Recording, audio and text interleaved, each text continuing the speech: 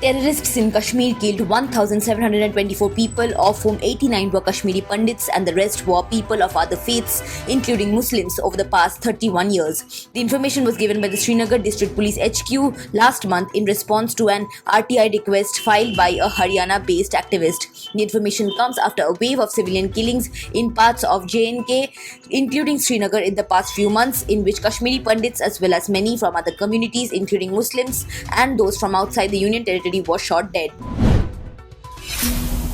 Yesterday, Finance Minister Nirmala Sitharaman informed Parliament that the government earned around 8 lakh crore rupees from taxes levied on petrol and diesel in the last 3 financial years.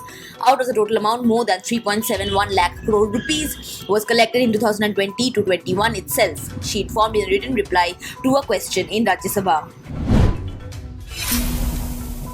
US President Joe Biden's nominee for next envoy to New Delhi has told lawmakers that the growing defense trade between India and the US is one of the major success stories of the bilateral relation. Eric Michael Garcetti, during his confirmation hearing as US Ambassador to India, said that he fully supports the law of the land, the implementation of CAA TSA, and part of that is the waiver provision. He was responding to a question on enforcement of CAA TSA sanctions on India now that New Delhi has started receiving delivery of the S-400 missile system from Russia.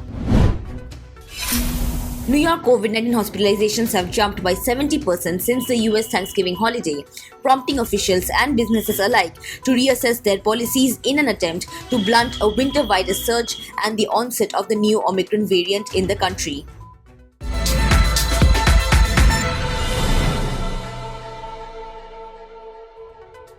Subscribe to One India channel and never miss an update.